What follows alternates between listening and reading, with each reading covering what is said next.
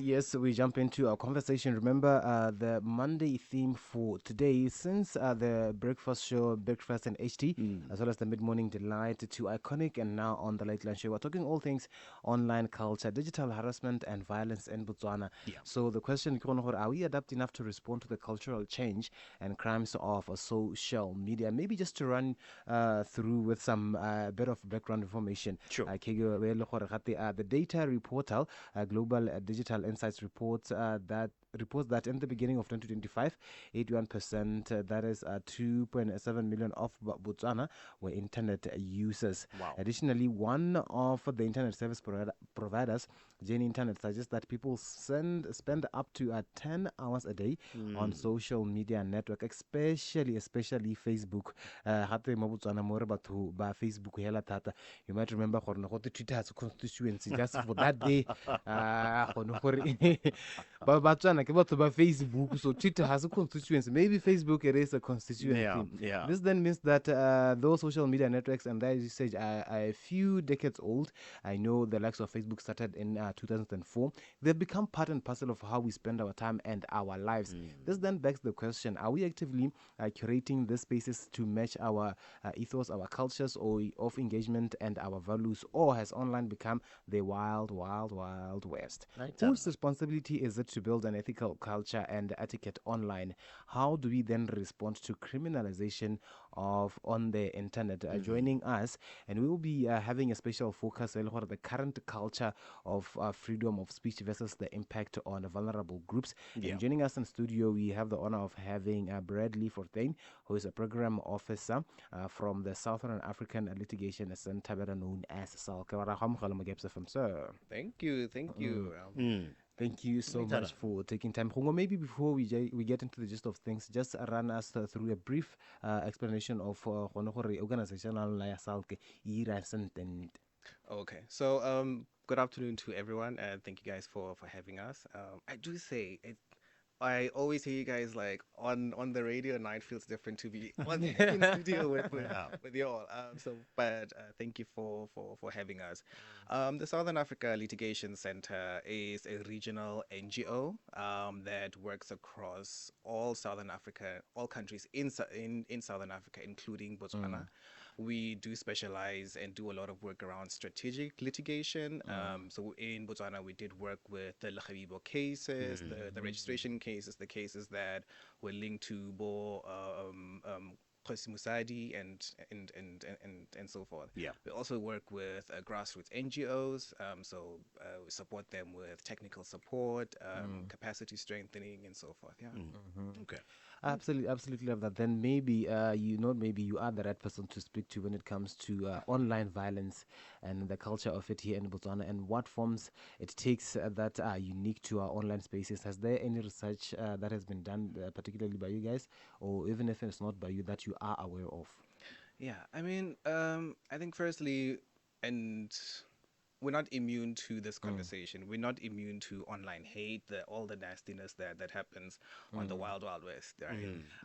And this takes forms in many. This takes place in many forms. So your cyberbullying, your trolling, online gender-based violence, and so forth. And a lot of times these are often spread through, now we have like memes, we have reels, we have funny captions, and that's how things are being disseminated. And yeah, it's pretty bad out there. There has been several researchers done, although not a lot, but the ones that I can kind of speak to is one that was done by Gender Links, which is an organization based in South Africa. And this one really was trying to understand gender-based violence online in Southern Africa. And it also, one of the key findings was that there was an increase in cyberbullying targeting women, LGBTIQ people, journalists, and activists. And there is also a strong sense that a lot of these actions go unchecked very often. Yeah. So there's and this also links to the legislative framework that we have.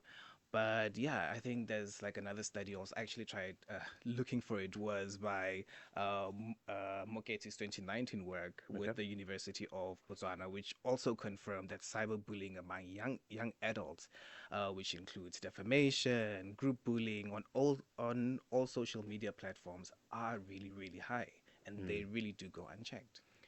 I wanted to find out from you, Bradley, with your years of working within this line of work, when does something go from being something that's just seen as maybe online?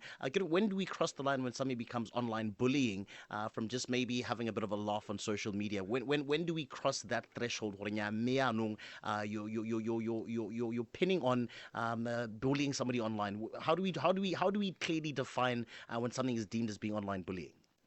Yeah, there's and there's often like a blurred line or very fine line between free speech Yeah. and freedom of expression versus online bullying, right? We know that yes, the Constitution does say we have the right to freedom of expression, freedom of speech. But the moment it gets to a point where it calls for hate, it calls for violence, discrimination, it incites all of those towards a particular individual, a particular group, Yeah. society, and so forth. That's when it becomes hate speech, So, online violence. Sorry, yeah. so even things like profanities, they might be deemed as how we are and how does that constitute as being part of online bullying or that hate speech that you spoke of? Yeah, I mean, if the intention was to hurt that person and that person didn't receive it well, I would say it's counts as online violence. Yeah, And if the intention is not, what if I'm not saying something to you directly, Bradley? I'm trying to find this because yeah, sometimes I find myself not knowing if what I'm saying it counts as possibly being offensive on social media. If I'm saying something and I'm voicing an opinion about yeah, X, Y, yeah. Z, and I'm not looking for a right of response, but I'm saying what I think about that person. I don't want to hurt their feelings, but I'm saying what I think. Does I think technically yeah, I'm answering myself here. Yeah, but what would be the impact of what you would have said, right, to that particular community, to that individual, right? Next thing you know, maybe you say something bad to me, I didn't receive it well, and who knows, I Yeah, go home, go unalive myself, yeah, and yeah. then yeah, Okay, I it kind understand. of reminds me of like I don't know if you guys remember this in 2011 where the former MP Bono Moatludi we had like an official meeting with CSOs, LGBTQ communities, and so forth, and he actually made a statement calling for the killing of the gays Oh, because I'm he not was like familiar. yeah, he actually said that this in an official meeting. It was covered in the media. And part of what he said was he would never tolerate gays, he would never tolerate lesbians. And if it was up to him, he would You have would them kill, killed. have them killed. So that also can be like, Yeah. okay, maybe he voiced his opinions, but that also incites violence. It also incites discrimination. Now it puts LGBTQ communities at risk of being attacked. Yeah. Understood. There's also the talk about, I would go on social media and then, assassinate somebody else's character. And that person is not even on social media to come and defend themselves. And even when they do defend themselves, we find that they have already made up their mind. No, but Bradley is guilty of 1, 2, 3, 4, and the likes and the likes. So what are the gaps in the law to address some of this that we find on social media? Yeah, the Constitution does protect us against defamation of character, right? So if you are going to put something out there that is untruth, once again, with the intention of hurting someone, defaming them, there are actual repercussions as per the law, right? We do have the penal code that speaks to that, and someone can be imprisoned if found guilty. We also have the cyber crime and computer related acts that also speaks to online bullying, Yeah. cyber stalking, and you can also be fined or imprisoned or both even. Okay. Even if it's stuff linked to racism, xenophobia, and I see a lot of these posts on Facebook where we say bad things about some of our neighbors and so forth, which also does come across as what's it called, xenophobic. Yeah, Yeah. these can So, also be punished. Yeah. sometimes you find that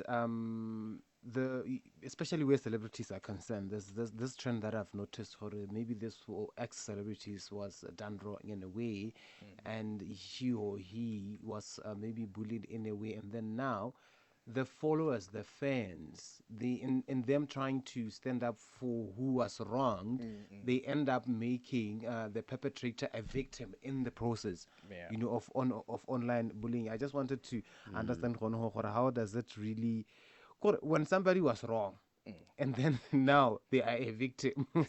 How do we then navigate around it? Who is wrong? Who is right?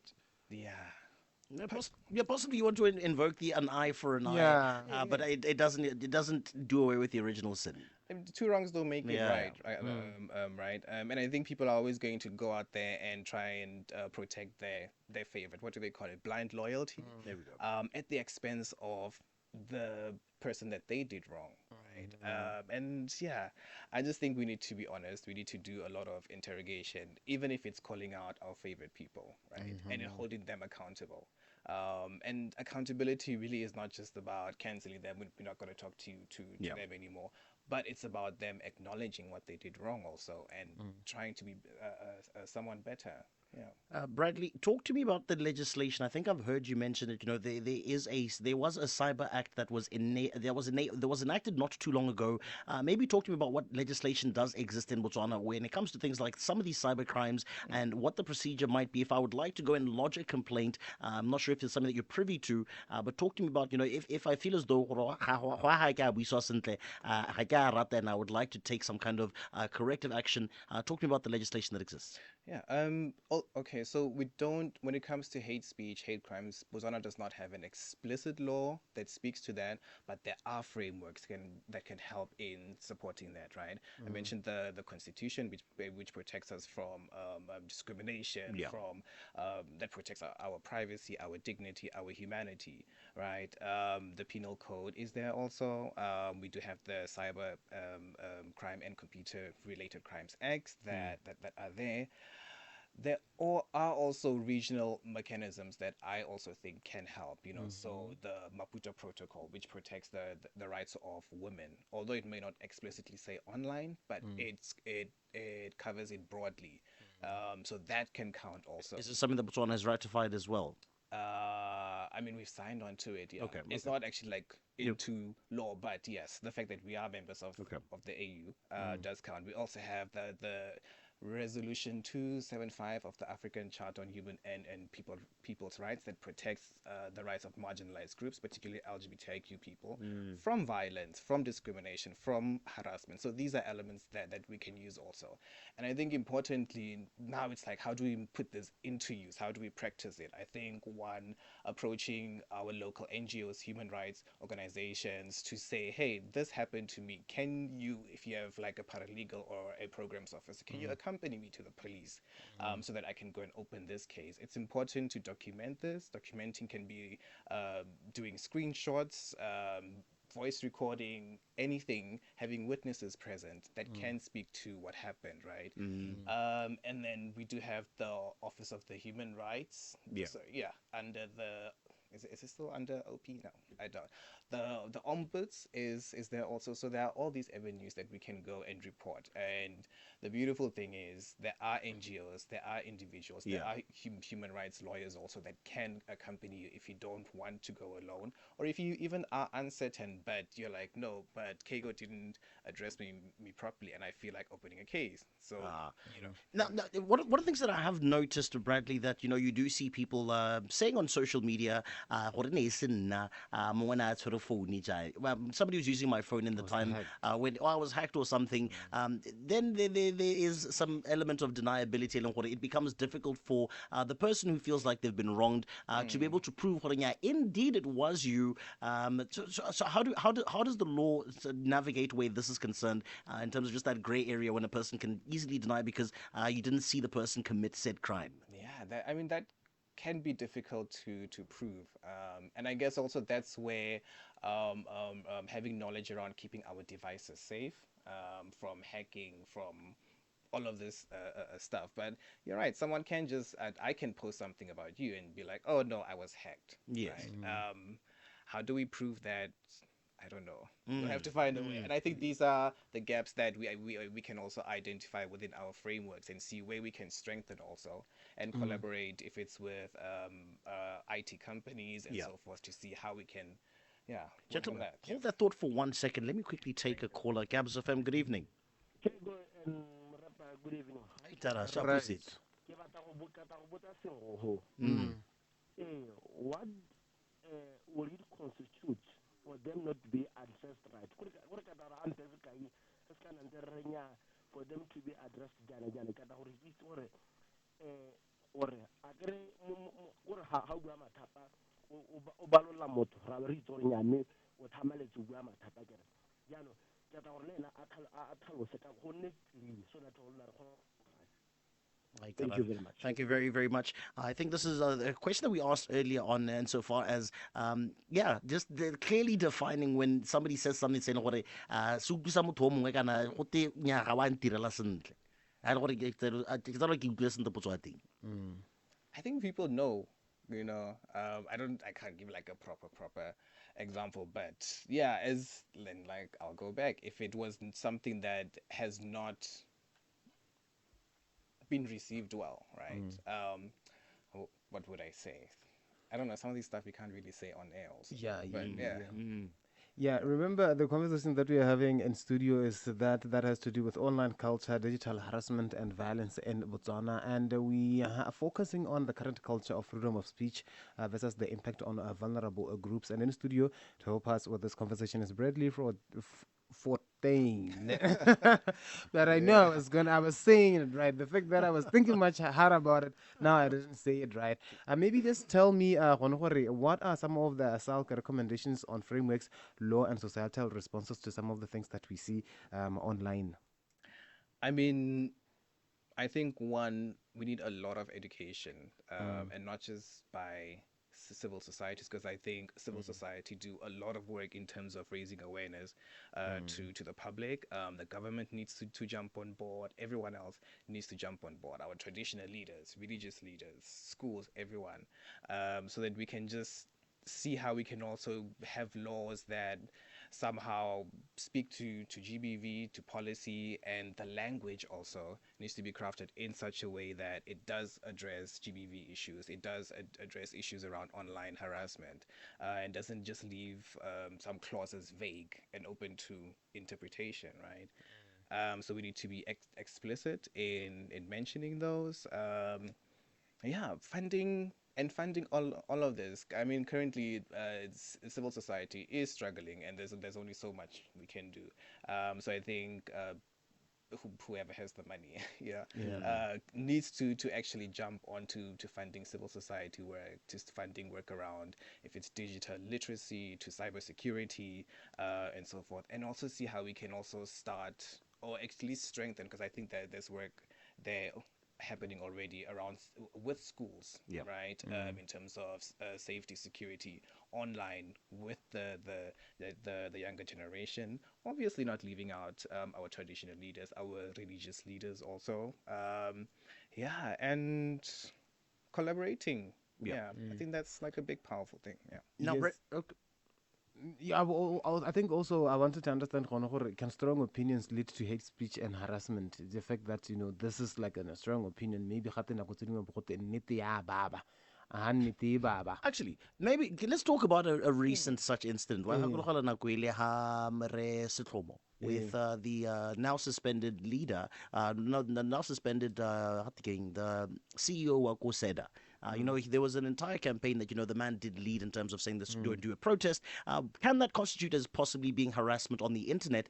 Because again, if you want to prove something where one person is concerned, and then you get the entire country behind it, whether or not it is true, does it also constitute as possibly having been harassment as well in how it went about? Oh, putting me on the spot here. I'm just trying to understand, because that's the backdrop. Yes. But I think the important thing is, if you're going to make an accusation or a statement or a comment about something, you need to have your facts, right? Sure. It shouldn't just be something that's just from the air. Sure. So you need to back it up, and how that person or how it's delivered or perceived and so forth. Maybe that's like another conversation also. But yeah, to cover yourself, to cover everyone, and also so it doesn't come across as, oh, now you're making things up, you're a liar, stuff like that. Got you. Okay. Sometimes the traditional hate of speech separately, especially because we were talking about freedom of speech's impact on vulnerable groups, right? Sometimes, yes, it can come from somebody who's not part of the vulnerable groups, but somebody who's actually part of these vulnerable groups. Does it then? As more part of those marginalized groups.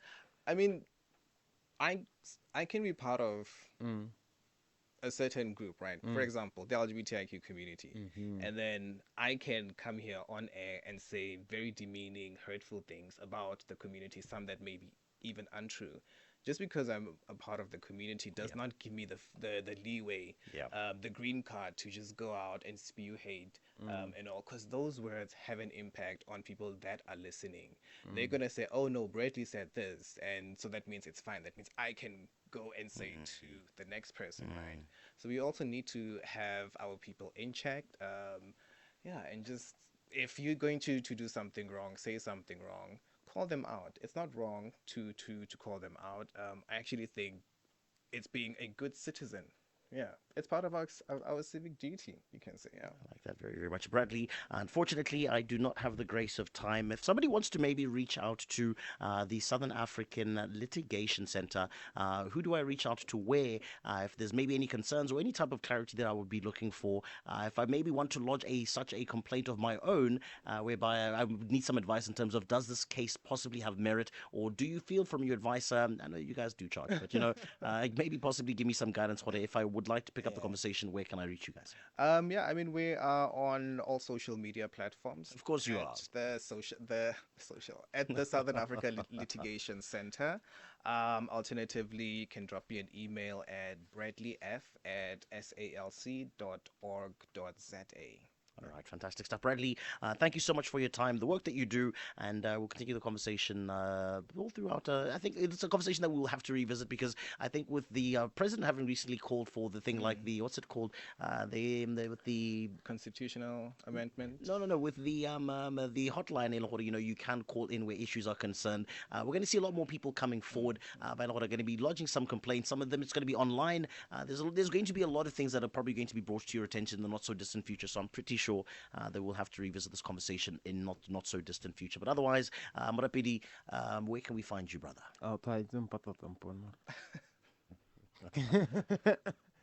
You really want to find tampon on social media. Right, folks, have yourself a great evening. You can find me on Twitter call me Kago. Now I know what, if you come at me, I will come back. Anyway, folks, have yourself a good evening. And from us on the Late Lunch Show, Bye-bye.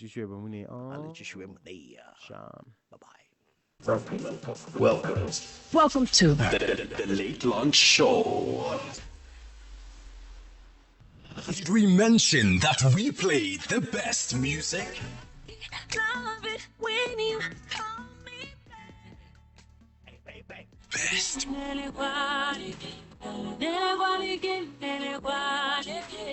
Best music.